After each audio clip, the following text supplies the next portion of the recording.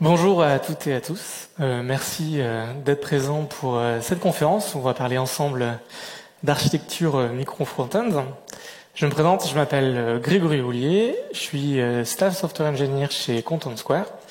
Je suis aussi cofondateur de RenJS et vous pouvez me suivre sur Twitter avec le nickname Ghoullier. Si vous ne connaissez pas RenJS, on a un meet-up rennais où on parle de JavaScript, pas que, du web aussi. On va reprendre en septembre les meet-up. On fait souvent ça au pool à Rennes. Et on a une chaîne YouTube où tout n'est pas à jour, mais n'hésitez pas, vous pouvez voir les replays des précédentes conférences sur notre chaîne YouTube. Donc Content Square, qui on est et qu'est-ce qu'on fait? Content Square, c'est une plateforme as a service en SaaS, qui permet et qui offre à nos clients un ensemble de produits qui vont leur permettre d'améliorer l'expérience utilisateur de leurs applications. Ça peut être des applications web, des applications mobiles ou des applications desktop. Globalement, comment ça se passe? On va installer un tag qui va être sur le site web de nos clients, qui va collecter un ensemble d'analytics. Et en se basant sur ces analytics-là, on propose différents produits. Ici, vous en voyez deux. Le zoning qui permet de collecter des métriques sur certaines zones, le revenu qui a été généré par les utilisateurs qui ont une interaction avec cette zone, par exemple. Content Square a été fondé en 2012. Actuellement, on est plus de 17 bureaux, on est aux alentours de 2000. On a un peu moins d'1 million de clients. On est installé sur plus d'1 million de sites web et on manipule des trillions. Donc trillions, c'est un millier de milliards, des milliers de milliards de comportements utilisateurs pour construire cet ensemble d'outils, alimenter ces outils qui permettent d'améliorer l'expérience utilisateur. Content Square, donc ça a un peu plus de 12 ans et on a eu une croissance assez importante et notamment des étapes assez cruciales. En 2019, on a fait l'acquisition de ClickTail qui s'occupe plutôt de la partie monitoring. En 2020, on a racheté Dareboost, qui est une société qui faisait de la web perf à Rennes, qui maintenant a été intégrée au produit.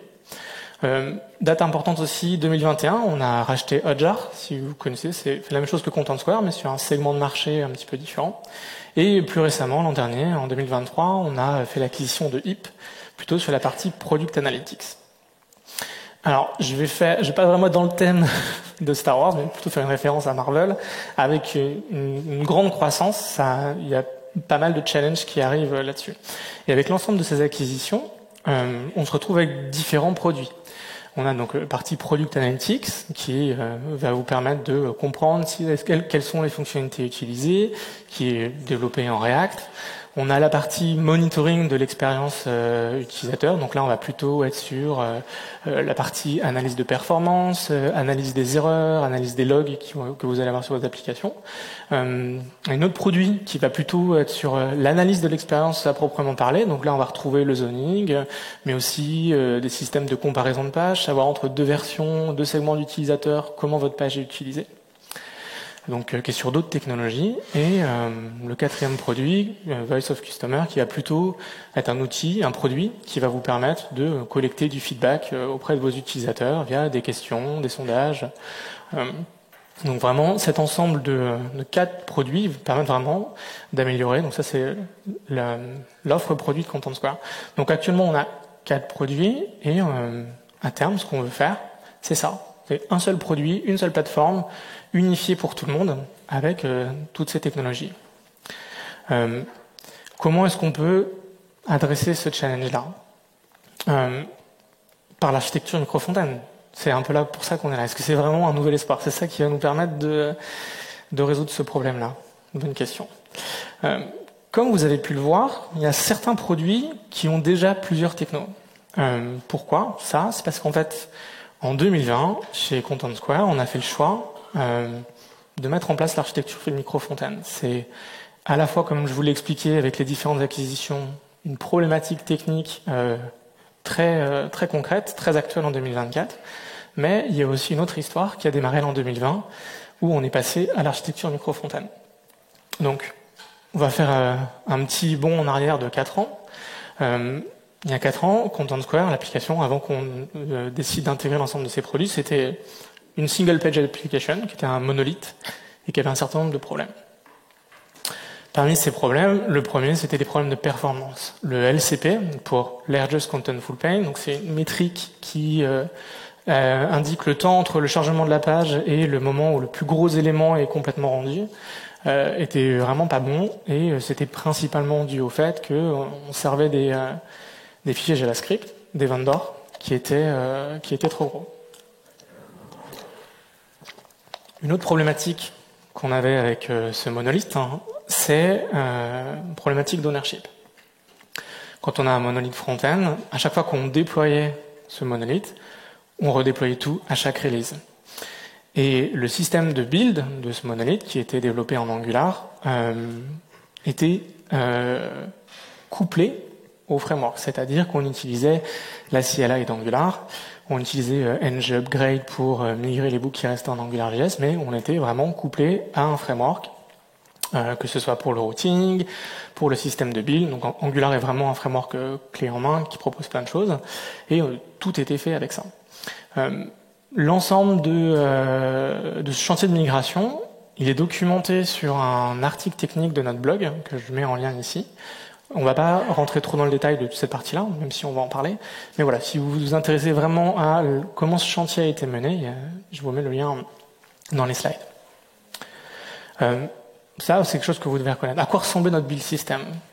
Ça, on avait une application Angular qui était découpée en modules. Donc ici, je vous ai mis un certain nombre de modules. Donc le zoning, ce qui permet de définir des zones. La partie page comparator, qui est un autre module, qui lui va être faire en sorte de comparer deux pages sur des segments d'utilisateurs différents. Un module qui permet de monitorer et d'avoir de l'alerting sur les erreurs JavaScript qui peuvent arriver sur les pages de vos utilisateurs. Et Session Replay.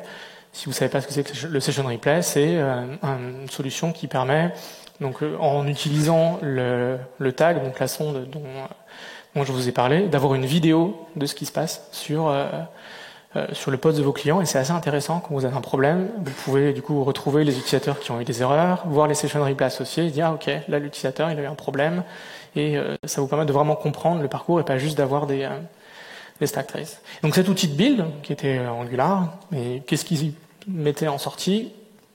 Une structure de fichiers JavaScript assez simple, un gros vendor qui contenait Angular, et aussi les librairies tierces qu'on utilisait, un main, qui lui va être plutôt l'ensemble du code commun à tous ces modules, et enfin des chunks, qui étaient un chunk par module, voire, donc là c'est un petit peu simplifié, il y avait du lazy loading de certaines parties, mais globalement voilà l'architecture qui était posée. J'ai parlé à un moment donné de problématiques de déploiement. Un exemple concret ici, c'est par exemple, voilà l'état de la production, avec, on a en production 4 modules, chaque module est dans une version différente. On va décider d'implémenter une fonctionnalité, par exemple sur JS Error. Donc là c'est une feature. Cette feature elle est testée, elle est mergée sur la branche, mais on ne veut pas encore la release. Et à ce moment-là, on détecte sur un autre module un bug fixe.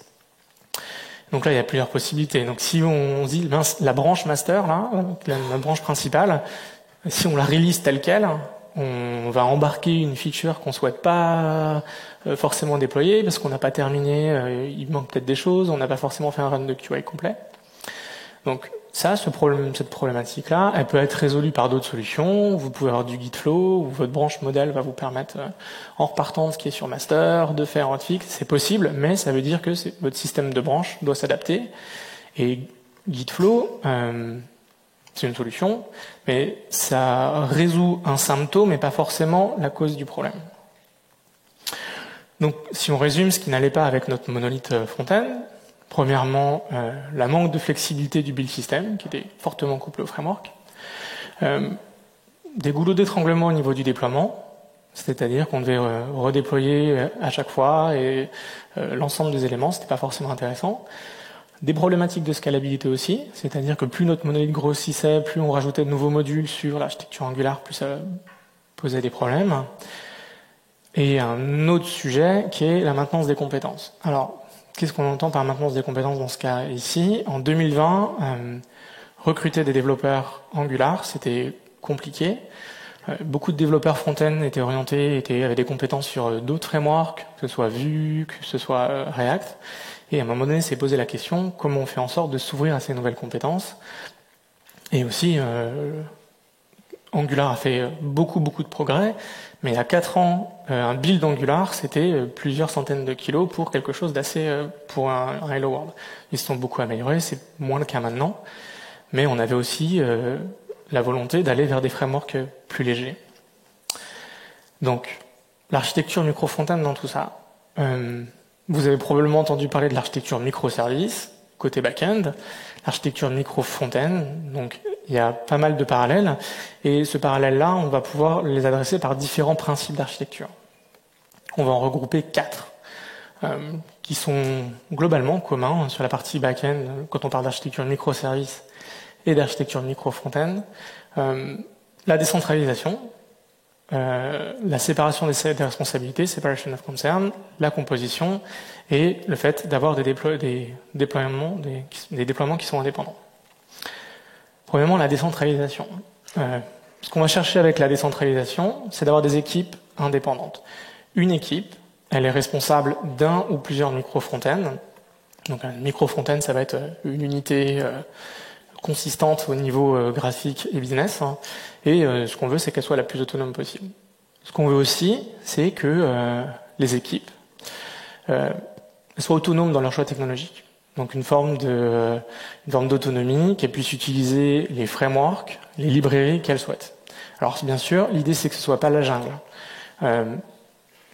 Une équipe va pouvoir faire les choix technologiques en termes de librairie et en termes de framework, en se basant bien sûr sur les recommandations technologiques qui sont à l'intérieur de l'entreprise. Et pour ça, je ne sais pas si vous connaissez ce principe-là, mais c'est pas directement lié à l'approche micro-front-end, mais il y a la notion de tech radar. Je vous ai mis en lien le lien de celui de Content Square. Il est public et voilà globalement notre tech radar. Donc ça c'est celui de 2024, on vient de le mettre à jour. Et donc au centre vous avez les technologies qui sont adoptées.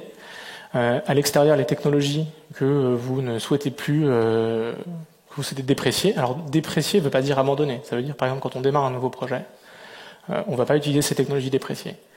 L'intérêt du Tech Radar, c'est de rendre explicite vos choix technologiques. Et quand quelqu'un arrive, il sait pourquoi une technologie est dépréciée, a été adoptée, est-ce qu'il y a eu des POC, dans quel cas d'usage elle est utilisée. Et ça permet aux équipes aussi de savoir quelles sont les technologies qu'elles peuvent utiliser. Donc je vous invite vraiment dans vos organisations à mettre ça en place. Ça permet de faire vivre une connaissance qui parfois est un peu tacite. Ah oui, on a utilisé tel techno parce que le tech lead l'aimait bien, ce genre de choses. Et le fait de l'écrire, même si c'est des choix qui parfois sont un peu arbitraires, c'est intéressant de le mettre.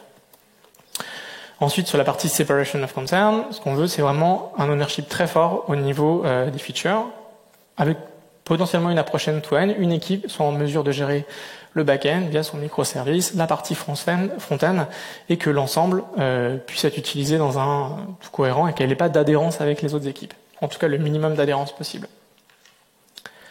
Et enfin, la partie composition. La composition, ça permet plutôt d'avoir un couplage direct, d'avoir un couplage par composition. Et sur l'approche micro-front-end, ce qu'on veut, c'est on a un ensemble de micro-front-end qui ont certaines fonctionnalités et on va pouvoir les utiliser, les assembler et de préférence au runtime. Pourquoi runtime? Parce que ça va nous offrir une plus grande flexibilité, notamment dans les mises à jour, éviter de tout rebuilder à chaque fois et plutôt d'avoir une approche qui est basée au runtime. Ça peut être fait de différentes manières technologiques. Vous pouvez utiliser des iframes pour le niveau -1. Et après, vous pouvez utiliser d'autres solutions. Certains frameworks proposent ça. Et vous avez bien sûr les web components. Et on reviendra par la suite sur ce sujet. Et enfin, dernier point, l'indépendance des déploiements.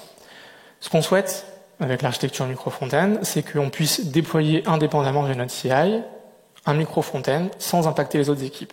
Je suis complètement autonome, je suis une équipe, je décide de déployer.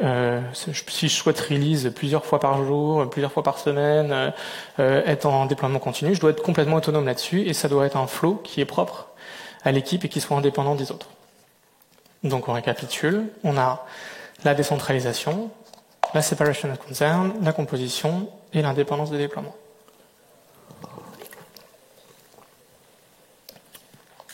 À quoi ça pourrait ressembler une telle architecture? Parce que là, on a vu les principes, mais concrètement, une architecture micro-front-end, sur quoi ça repose?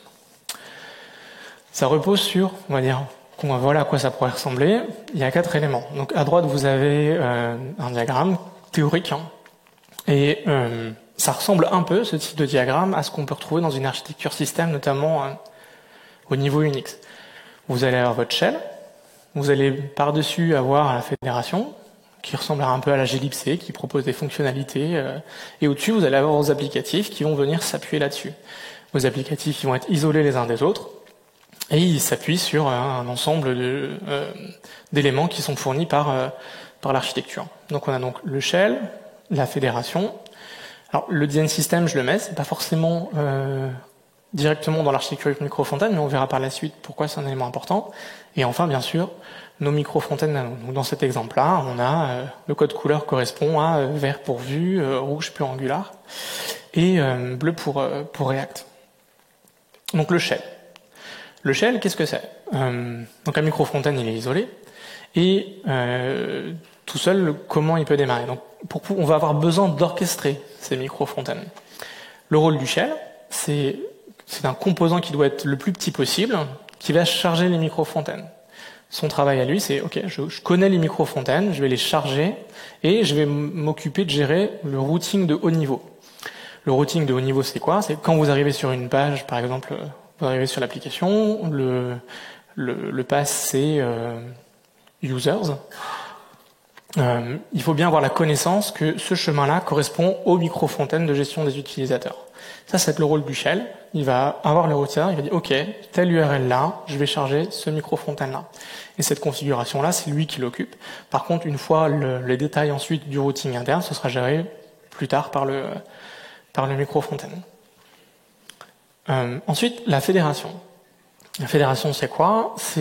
On est bien d'accord que nos micro-fontaines sont isolées les uns des autres, mais 2 micro-fontaines qui utilisent la même runtime, Vue, Angular, React, on ne souhaite pas qu'ils aient chacun embarqué leur version de React. Et donc, si on a ici, dans notre exemple, 7 micro-fontaines, on ne souhaite pas avoir 4 fois Vue dans le bundle final, 2 fois React et 1 fois Angular. Donc, on aimerait bien pouvoir partager ces dépendances, faire en sorte que Angular soit chargé qu'une seule fois et réutilisé dans les différents micro-fontaines. Et ça, sans que les micro-fontaines aient conscience d'utiliser quelque chose de particulier. Donc vraiment, la fédération, c'est ça. Son objectif, c'est de fournir au runtime un ensemble de dépendances qui vont être utilisées par les micro-fontaines. Et la fédération, son objectif, c'est de gérer la stratégie de chargement de ces ressources-là. Plusieurs stratégies possibles. Ça peut être une stratégie où on va précharger un certain nombre de choses, on va les charger, ou alors en lazy loading. La première fois que, par exemple ici, dans cet exemple théorique, on voit bien que Vue est beaucoup plus présent. Donc on pourrait dire, tiens, on va précharger Vue parce que dans le flow, il y a de fortes chances qu'on l'utilise. Mais Angular, c'est un module qui est peut-être moins utilisé, donc on va plutôt avoir une approche de lazy loading. Autre responsabilité de la fédération, ça va être de supporter potentiellement la résolution de version. Par exemple, on pourrait imaginer que le micro-fontaine de G, il est très peu utilisé et on ne souhaite pas faire la migration. Imaginons qu'il est en Vue 3. Vue 4 est sorti, Vue 4 c'est trop bien, donc on migre tout en Vue 4, mais on ne veut pas payer le coût de migration pour ce micro-fontaine-là. Et donc on souhaiterait par exemple que ce micro-fontaine-là, il utilise une version de Vue qui soit toujours Vue 3, mais pas Vue 4. Et ben tout ça sans forcément que bien sûr le micro-fontaine ait conscience d'embarquer sa propre version. Donc la fédération va être en mesure de servir le micro-fontaine, la version de Vue adaptée aux requirements de ce micro-fontaine-là. Donc chargement donc des fournitures des frameworks et aussi résolution avancée. Le design system. Alors le design system, concrètement, vous n'avez pas besoin de faire de l'architecture micro-fontaine pour avoir besoin d'un design system, mais le rôle d'un design system, c'est de proposer une expérience, une UI unifiée à travers tous les micro-fontaines. Et donc si vous n'avez pas de design system, vous devez, dans chaque framework, avoir des feuilles de style ou une manière de l'intégrer de manière consistante, et ça va être un petit peu compliqué. Et c'est vraiment le rôle d'un design system, c'est de proposer une uniformité graphique et une architecture micro-frontend réussie, comme toute architecture, elle ne se voit pas pour l'utilisateur. Un utilisateur qui navigue sur une application ne doit pas se dire c'est un peu bizarre là. Je suis passé de là à là, la navigation elle est pas la même, c'est pas exactement, il y a un truc qui va pas. Un utilisateur qui se rend compte de ça, c'est qu'il y a quelque chose qui va pas dans l'implémentation. Le design system il expose des composants, globalement c'est ça, qui vont être utilisés par les différents micro-frontends. Le troisième point, il est optionnel. Vous pouvez faire de l'architecture micro-frontend. Ici, dans le cas que j'ai présenté, on a 3 runtime. Angular, React et Vue. Ça, c'est pas du tout obligatoire. Vous pouvez très bien faire une architecture micro-frontend en n'utilisant que de l'Angular, que du Vue, que du React. Du coup, on est dans ce principe de shell, fédération et de micro-frontend. Et à ce compte-là, si vous n'utilisez qu'une seule technologie, vous pouvez avoir un design system qui va être implémenté en React, en Vue ou en Angular si vous avez une uniformité technologique. Mais dans le cas où vous devez développer une architecture micro-frontend avec différentes technologies, la contrainte supplémentaire sur votre design system, c'est qu'il soit agnostique des frameworks. Ça doit marcher en Angular, en Vue et en React. Ça, c'est une contrainte supplémentaire. Enfin, les micro-frontends. Donc, un micro-frontend, qu'est-ce que c'est? C'est une unité UI indépendante. Donc, ça fournit un ensemble de fonctionnalités business. Et le rôle du micro-frontend, ça va être de gérer le routing interne. À partir du moment où, je reprends l'exemple que j'ai choisi, si vous êtes sur users, donc le shell, le pass, c'est user, il va venir démarrer le micro-frontend de gestion des utilisateurs, et ensuite à l'intérieur, c'est comme une base URL en fait, tout comme on pourrait prendre l'analogie d'une gateway côté back-end. Vous avez votre Nginx qui va faire de la redirection et il n'a pas forcément conscience de tout le routing interne que vous allez avoir derrière ce pass-là. C'est la même chose pour la partie shell et micro-frontend. Le micro-frontend, il va gérer le routing interne. Le micro-frontend, il doit être indépendant du shell. Il ne doit pas avoir connaissance de son environnement d'exécution. Ça, c'est très important. Si vous créez un couplage entre le shell et les micro-frontend, ça va poser des problèmes puisque potentiellement votre shell, il doit pouvoir changer, il doit être complètement isolé. Autre point important, il faut que vos micro-frontends soient isolés les uns des autres. Isolés notamment au niveau graphique pour éviter que si par exemple vous développez une classe ou une UI ou par exemple un effet de bord en termes de style, ça doit être complètement contenu, scopé au sein du micro-frontend, ça ne doit pas contaminer les autres. Cette isolation elle est importante pour garantir la separation of concern et l'indépendance de déploiement pour être sûr que quand on déploie un micro-frontend, on ne casse pas le reste. Ça c'est intéressant, on a vu là l'architecture, maintenant c'est ok, ces principes-là, comment on a fait chez Content Square pour les implémenter? Premièrement, le shell, donc celui qui a pour rôle le module léger qui a pour objectif d'orchestrer les autres micro-frontends. On a fait le choix d'utiliser Svelte. Pourquoi Svelte? Parce que ça a l'avantage de ne pas avoir de runtime, ou en tout cas une runtime extrêmement petite, tout en fournissant des fonctionnalités avancées, notamment au niveau du routing, sur l'implémentation des composants. Et donc cette application Svelte, elle démarre très rapidement puisqu'elle a une toute petite empreinte. Elle va venir charger dynamiquement la configuration des micro-frontends depuis un CDN. Concrètement, c'est un fichier JSON qui contient l'ensemble des micro-frontends. Et pour chaque micro-frontend, on a l'URL du micro-frontend à charger. Et ensuite, il va enregistrer tous ces micro-frontends pour faire en sorte que quand on souhaite accéder à un micro-frontend, il puisse être chargé dynamiquement. Et enfin, comme je l'ai dit, il gère le top-level routing. Et dans le cas de Nutshell, on a utilisé un routeur qui est écrit en Svelte aussi.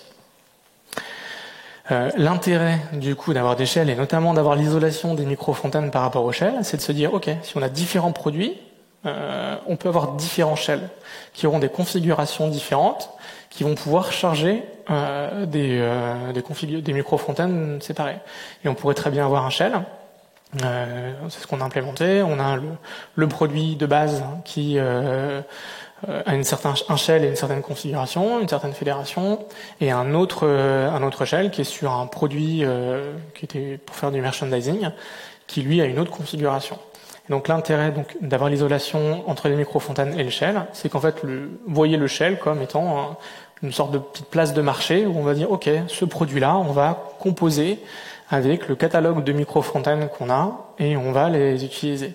Ce qui est intéressant, c'est que du coup, on peut se dire que potentiellement, on n'est pas sur les mêmes bases URL, on peut avoir un routing un peu différent et dire, ok, tel shell, ça va être, dans le cas A, ça va être chargement des utilisateurs, dans le cas, ça va être une autre URL.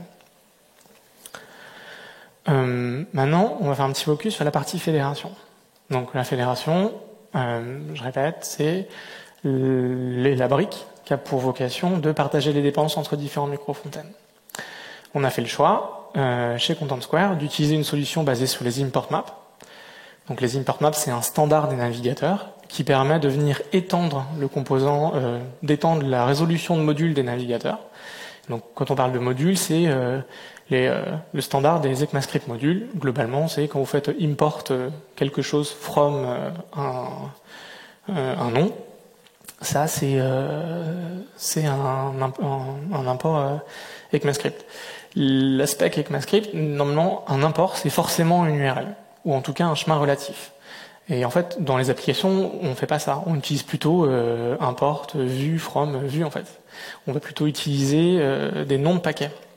Ça, React dans le navigateur, ou Vue dans le navigateur, ou Angular, il ne sait pas le résoudre. Et les import maps, ça permet ça. C'est une configuration qui se met au niveau de votre page, où vous allez pouvoir dire à votre navigateur si un morceau de code JavaScript essaye de charger Vue, tu vas pouvoir le trouver en utilisant telle URL qui se trouve sur un CDN. La même chose pour d'autres dépendances partagées, Vue Router, Vue X, ici, React DOM. Et potentiellement, c'est pas forcément des libs NPM, hein. Ça peut très bien être des libs internes, ça peut être virtuellement n'importe quel nom. Et les import maps permettent aussi, via une propriété qui s'appelle les scopes, de définir des surcharges. Donc par exemple ici, on a un exemple, on a le microfontaine Session Replay en version 1.10. On souhaite qu'il n'utilise pas le module Content Square Core qui est en 1.2, mais ils sont un petit peu en avance des autres équipes et ils voudraient passer sur le module 2.0. Donc cette configuration-là, elle peut être créée dynamiquement et interprétée nativement par le navigateur. Ce qui fait que le microfontaine ici, App Session Replay, lui, au runtime, il se ferait injecter une version différente des autres microfontaines. Cette import map, elle est construite dynamiquement via un plugin Vue.js qu'on a implémenté. Donc au moment donné où on déploie un microfontaine, cette import map va être régénérée et déployée sur notre CDN. Donc elle est construite de manière statique au déploiement et c'est basé sur des métadonnées que chaque microfontaine porte dans son package.json. Donc on a pour ça rajouté une clé custom dans le package.json qui s'appelle Runtime Dependencies. Alors pourquoi est-ce qu'on n'a pas pourquoi on n'a pas utilisé les dependencies et les dev dependencies? Parce que potentiellement on voulait donner une finesse aux équipes de dire vraiment les imports au runtime, je veux que ce soit par exemple ici Vue et Vue 18n. Et la propriété infer dit donne-moi la version partagée au sein du workspace. Et on peut mettre une version spécifique pour Vue. On pourrait mettre par exemple 3.4 si on ne souhaite pas migrer en 4.0 par exemple. Donc, ce plugin-là, c'est un plugin qu'on a implémenté en interne chez Content Square.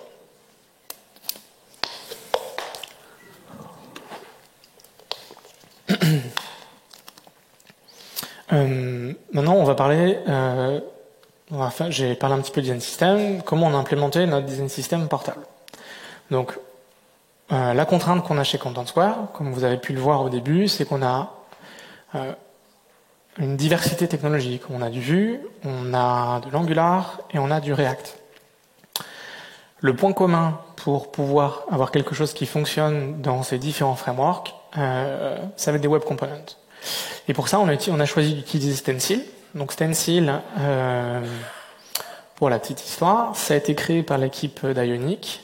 Donc Ionic, au début, ça marchait avec AngularJS. Puis Angular est arrivé. L'équipe Ionic a donc dû recoder Ionic pour Angular. Puis ils ont dû supporter React, ils ont dû recoder cette partie-là pour React, et à un moment donné ils en ont eu marre, et donc ils ont dit ok, on va pas leur implémenter une 4e fois pour Vue. Ils ont développé un outil, Stencil, qui permet de construire des composants qui vont être, vous développez un composant Stencil, et derrière c'est un web component. Donc les web components, ils ont l'avantage d'être supportés par tous les frameworks. Alors il y a un astérisque à framework. Le vilain petit canard de l'écosystème, c'est React, qui pour l'instant ne supporte pas complètement les web components. Il y a une issue GitHub ouverte depuis très longtemps sur le repo de React, qui liste tous les problèmes qu'il peut y avoir avec les web components. Ces problèmes peuvent être adressés de différentes manières, et ils seront tous résolus en React 19. L'équipe React prépare une grosse release en React 19 qui améliore les performances et qui améliore aussi le support des web components. Donc en React 19, je pourrais supprimer l'astérix et on pourrait dire que les web components sont supportés par tous les frameworks. À quoi ça ressemble un composant stencil? C'est basé sur des classes. Alors quand vous faites du stencil, vous avez l'impression que c'est une tambouille de plein de concepts.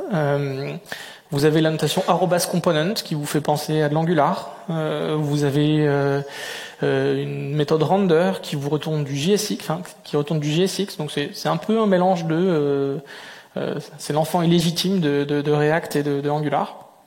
Et c'est une approche basée sur des classes. Et donc l'intérêt de Stencil aussi, notamment dans la partie de la version 3 et de la version 4, c'est qu'il propose d'automatiser la génération d'un enrobage pour les différents frameworks qui ont des petits soucis de support, notamment donc React. Pour la partie Vue, c'est pas un problème de support, c'est plus pour avoir une meilleure intégration dans les IDE, de l'autocomplétion et du meilleur typage sur les custom elements. Et voilà globalement à quoi ressemble le design system de Content Square. On a tout ça qui est déployé dans un storybook, et on a un ensemble de custom elements qui sont intégrés dans les applications. Maintenant, on va regarder plutôt la partie micro-fontaine, donc la partie unité indépendante. On doit supporter Vue, React et Angular, même si, pour faire écho au Tech Radar, Angular, on ne démarre pas de nouveaux projets dessus, mais il se trouve qu'on a des modules conséquents implémentés en Angular qu'on va pas réécrire du jour au lendemain parce que ils donnent satisfaction, ils ont pas de problème, ils fonctionnent. Et on peut pas toujours faire plaisir aux développeurs de tout le temps tout réécrire. Un micro-fontaine, donc, il va exposer un ou plusieurs lazy web components. On verra par la suite c'est quoi un lazy web component. Il est isolé des autres micro-fontaines par du Shadow DOM. Donc le Shadow DOM, c'est un standard des navigateurs qui vient avec les web components, qui permet, donc quand vous créez un web component, vous créez une balise custom, et à l'intérieur, si vous utilisez du Shadow DOM, ça va virtuellement isoler ce composant du reste. Donc le style, ce sera pas possible de le styliser avec une classe, sauf en étant explicite. Pareil, il sera isolé au niveau JavaScript, on ne pourra pas faire de query selector de l'intérieur directement. Enfin, il n'y aura pas de sélecteur CSS qui permet de l'avoir directement. Et donc le micro-fontaine, il faut absolument que lui, il s'appuie sur le design system et donc sur ses custom elements pour avoir une UI consistante.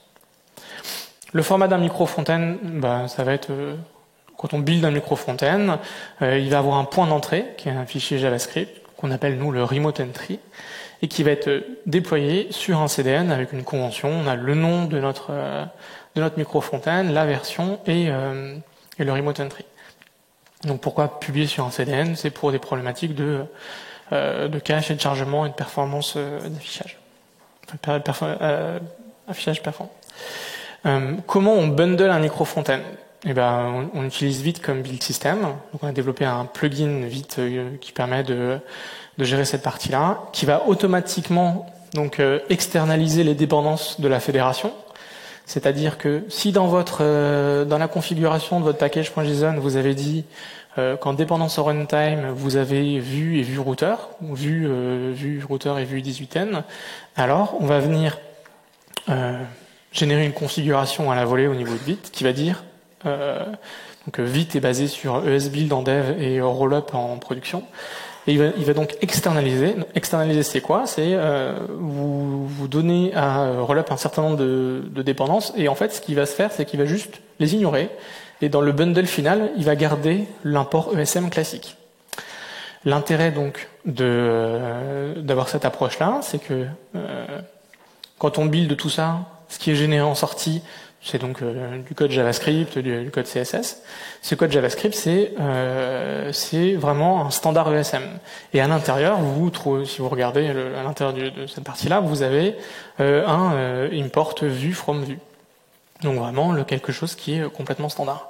Et ça fait écho donc à l'import map, ce qui fait qu'au moment donné où le micro-frontend va charger, il va exécuter le code du micro-frontend.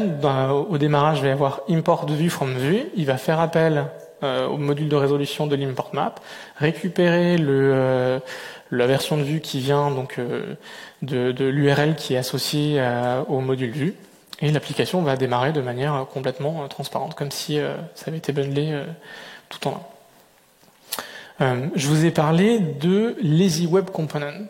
Alors, pourquoi on parle de Lazy Web Component? En fait, si le remote entry il contenait la totalité du code de l'application, ça fait qu'au moment donné où on enregistrerait tous les remote entry, en fait, on chargerait tout le code de l'application.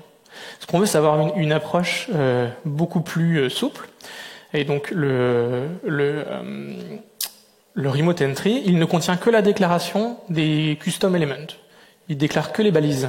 Et ensuite, c'est un peu sur l'approche fake it until you need it. Au moment donné où ce web component va être chargé par le shell, quand le shell il dit tu es sur la vue users, tu vas charger ce web component là. Au moment donné où le web component est chargé par le navigateur, là il est instancié. Un web component, c'est un cycle de vie. Et au moment donné où le web component est démarré, c'est à ce moment-là qu'on va venir bootstrapper le code du micro front-end. Ce qui permet donc au démarrage de l'application de ne charger le code d'aucun micro front-end à part celui qui est en cours. Et quand on navigue sur le micro front-end, on va venir charger le framework associé et le code associé. On se base bien sûr sur les imports dynamiques. Donc les imports dynamiques, c'est une fonctionnalité standard de JavaScript où vous avez la fonction, c'est pas vraiment une fonction, mais vous avez import entre parenthèses le nom d'un chemin, et ça va être résolu dynamiquement. Et ce module-là, c'est une solution lazy. Par défaut, les web components ne gèrent pas ça. Quand vous faites un web component et que vous le bundlez, il y a tout qui est dedans. Donc nous, on a dû implémenter cette solution par-dessus. Et donc, on supporte les différents frameworks, notamment Vue, React et Vue. Et pour la partie Vue, c'est le même principe. On a une fonction, on définit un custom element et le lazy loader associé. Donc cette solution, elle permet notamment de découpler et de faire en sorte que en fonction, ce n'est pas le micro front-end qui détermine la stratégie de lazy loading du framework. C'est la fédération qui s'en occupe. Concernant la pipeline de déploiement, globalement, on a la branche main, on a une feature branche, et à chaque fois qu'on fait un commit sur une feature branche, on va publier sur un environnement dynamique, donc sur un CDN, l'ensemble du micro front-end associé à cette feature-là, et ce qui permet donc d'avoir des environnements dynamiques où on ne teste que le micro front-end associé. Donc là, comment ça se passe? En fait, publier un environnement dynamique, c'est publier sur le CDN le fichier de configuration JSON avec le lien vers la version dynamique de cette branche-là. Quand on merge sur la branche main, donc tout merge sur la branche principale va venir taguer le ou les micro front-end qui sont impactés par cette merge request. Et pour le tag, on utilise conventional changelog. Donc en fait, c'est un formalisme au niveau de vos commits qui vont dire si c'est un bump, patch, mineur, majeur. Une fois que ce tag est fait, on va venir updater un tag qu'on appelle latest. Et donc latest, c'est un alias qui pointe vers le dernier tag qui a été publié. Et ensuite, ce bundle-là, il est uploadé sur le bucket de production. Donc dès qu'on déploie en prod, enfin dès qu'on merge sur master, ça déploie sur le CDN de production la version. Et ça aussi, ça publie sur le bucket de production. Et ça déploie en staging. Ça déploie pas en prod, mais par contre, ça déploie sur le CDN. Et pourquoi on a cette approche-là? Parce que maintenant, on va avoir la possibilité d'avoir deux stratégies de déploiement. Soit un déploiement continu, c'est-à-dire que votre micro front-end, dans sa configuration de la version à charger, il target latest, et à ce compte-là, l'équipe qui vient configurer donc la version dit moi je suis sur latest et chaque commit sur master va venir updater la version, donc je suis en déploiement continu. À l'inverse, une équipe peut se dire non mais je vais pas avoir la même approche, je vais être en déploiement manuel et la configuration je vais venir utiliser une GitHub Action qui va venir modifier cette configuration et dire ce micro front-end là je le passe de version 1.3.0 à 1.3.4 par exemple. Et ça, on a l'autonomie des équipes qui permet donc d'avoir les deux stratégies possibles. Je vous ai dit qu'on utilisait donc une configuration qui était chargée dynamiquement. Donc le shell, il récupère cette configuration à chaud. Et l'intérêt du coup de récupérer cette configuration à chaud, c'est notamment pour les équipes de QA. On a développé une extension Chrome qui est utilisée en interne, qui va permettre à la fois aux développeurs, mais aussi au QA qu'on a chez nous, de venir surcharger cette configuration-là via une extension Chrome. Donc dans l'extension Chrome, il y a une UI qui liste de manière avec un formulaire tous les micro front-end disponibles dans cette configuration-là. Et on va pouvoir, par exemple, pour les développeurs, s'ils souhaitent tester, ils peuvent se connecter sur l'environnement de staging ou l'environnement de prod, et avec cette extension-là, dire OK, ce micro front-end là, tu vas venir tu vas venir pointer vers le remote entry que j'ai en local. Donc j'ai la prod avec le micro front-end que j'ai en local.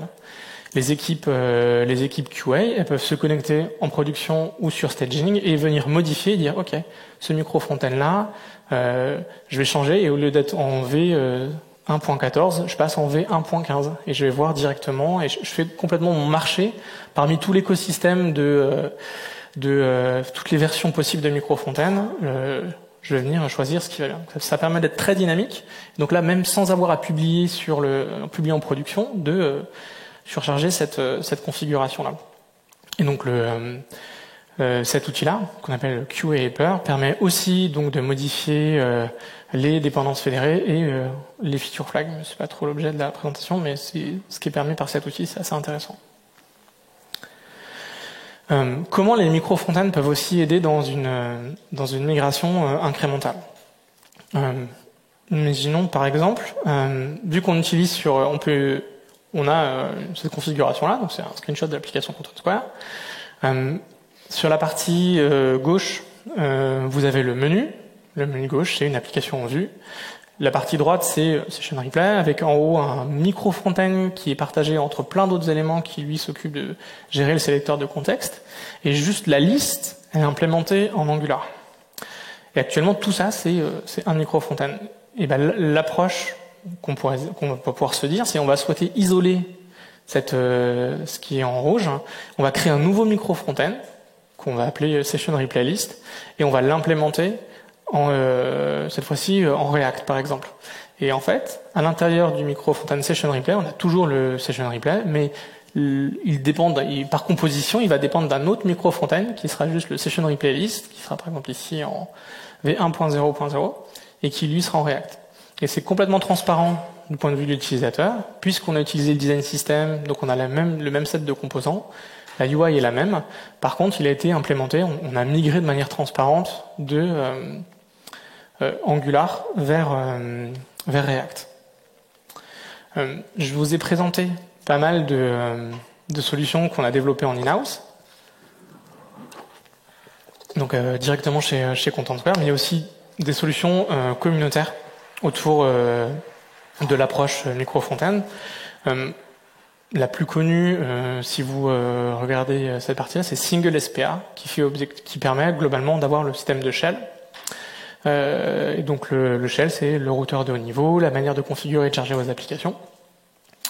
Et la partie fédération, il y a une solution qui s'appelle Module Fédération, qui à la base qui était intégrée uniquement au Webpack, mais qui commence à arriver sous forme de plugin dans l'écosystème Vite, qui elle ne se base pas du tout sur les import maps, qui est sur un format particulier, mais qui permet de faire exactement la même chose, de charger, donc de partager des dépendances entre différents micro-frontends et de gérer finement la résolution des versions. Malheureusement, tout n'est pas tout rose dans la partie architecture micro-frontend, et principalement les 4 points de friction qu'on pourrait avoir, c'est le premier point, ça va être le coût de mise en place. Une fois que l'architecture est en place, c'est intéressant. Elle permet d'avoir beaucoup de compositions, mais elle a un coût de mise en place, que ce soit en termes de CI. Les CI ne sont pas forcément adaptés de base pour avoir ça. Vous allez devoir investir dans vos outils de build aussi pour gérer cette partie-là. Il y a clairement un overhead à avoir beaucoup de frameworks. L'objectif de l'architecture micro-frontend, c'est pas parce que c'est possible que c'est une bonne chose d'en avoir plein, mais par contre c'est une souplesse quand on doit faire des intégrations et qu'on a plein de produits.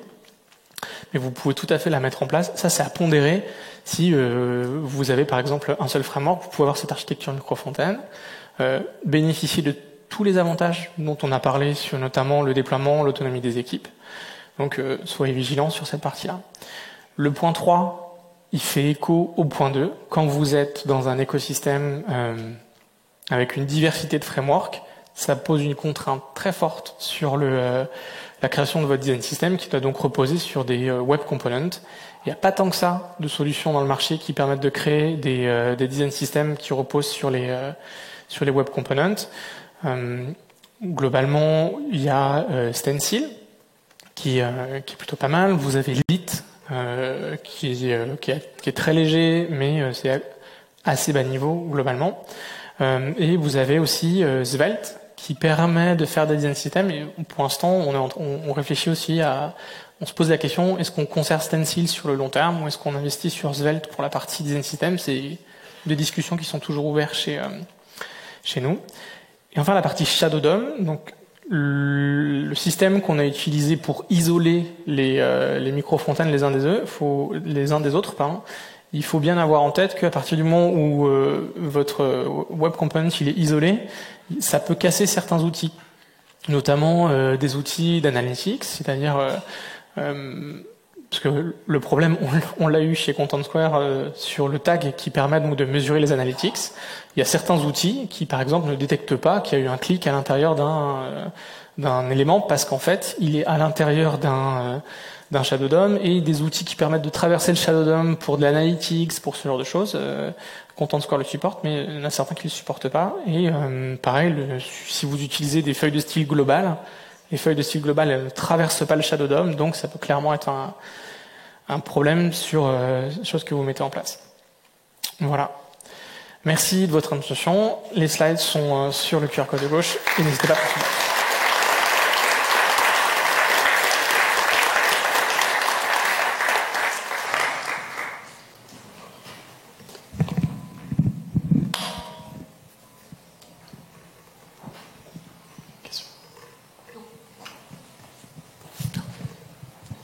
Merci pour la présentation.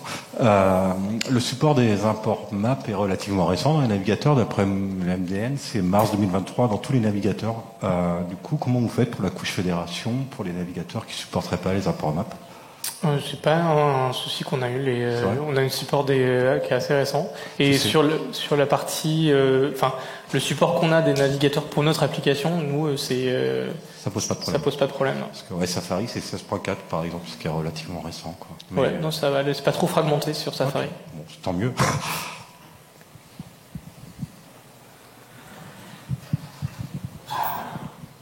Merci.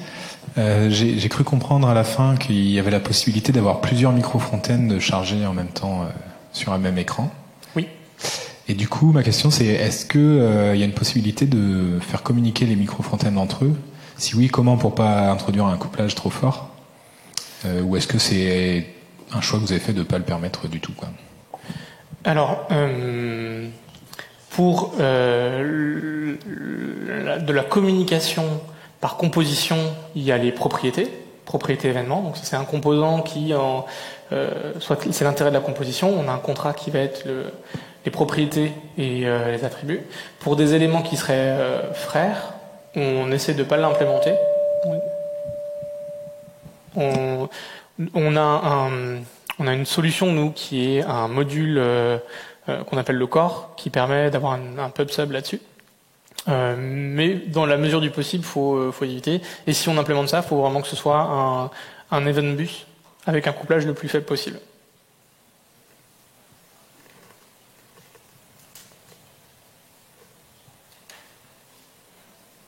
Une question.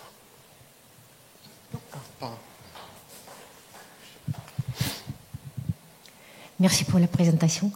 Petite question, peut-être un peu naïf. Et l'authentification, il se trouve où dans tout ça? L'authentification, on a une mire d'authentification qui est une application séparée. Donc l'application, c'est une authentification unifiée envers toutes les applications et elle redirige l'URL en injectant dans le cookie la partie le token d'authentification. Et les applications sont en mode authentifié. Et c'est basé sur quel protocole? On est sur du JWT. D'accord. Maison ou standard? Non, standard. OpenID, truc comme ça? On a du SSO pour nos clients, oui, OpenID. Ok, merci.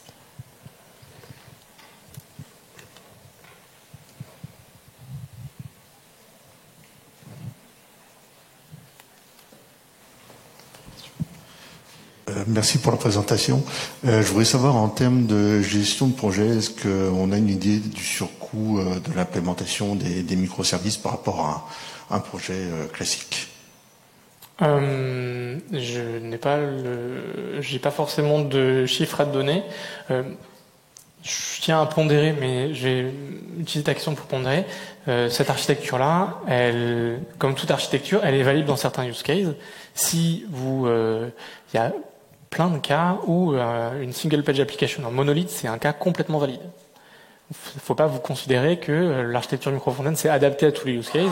C'est adapté globalement quand on a une équipe qui se structure, qui grossit, avec des besoins d'indépendance des équipes.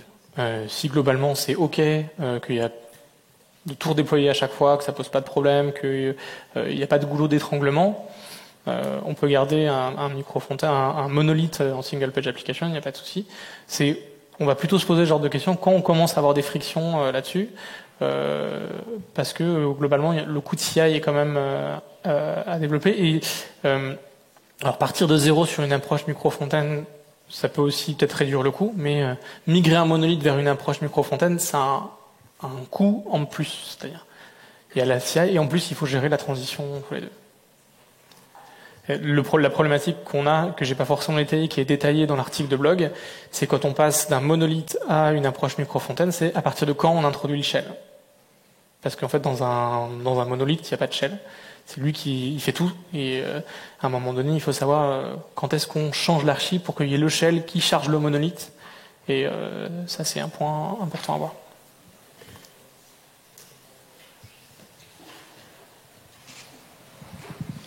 Yes, merci. Alors, en fait, moi, je travaille actuellement sur une appli qui est en micro-frontend avec Native Fédération, Angular. Et en fait, tu parlais du design system. Donc, effectivement, pour mettre à disposition les web components sur les différentes applis. Du coup, j'imagine que vous avez aussi des classes qui sont pas des composants, des éléments, des utiles, des tas de choses que vous voulez peut-être partager quand même avec les autres. Alors, pour faire ça, est-ce que tu utilises une solution type NX ou type monorepo pour partager tout ça, ou est-ce que vous publiez à chaque fois une lib qui est consommée indépendamment? Comment vous gérez ça? En termes d'architecture de code, on a un monorepo front-end. Okay. Donc tout est dans un monorepo. Et le design system, il publie donc tous ses composants, mais aussi des feuilles de style avec des variables CSS qui peuvent être intégrées pour être utilisées directement dans les applications. Ok, mais par exemple, pas de librairie JavaScript ou des trucs comme ça qui sont partagés. Si, on en a aussi. Ce qu'on appelle le core tout à l'heure, qui Oui. permet notamment de récupérer le contexte utilisateur, ce genre de choses. Ça, c'est un élément qui est partagé et qui est intégré à la fédération. Je présentais dans l'import map, on a @contentsquare/core. Ça, c'est une librairie qui est partagée et qui est fédérée. Et donc elle est pushée indépendamment, sur une sorte de repository, quoi. Mais c'est pas géré par un orchestrateur comme NX ou un truc comme ça. Nous, on utilise Turbo pour organiser le monorepo et Ok. gérer les déploiements. Ok. On arrive au bout du temps, on va devoir s'arrêter là.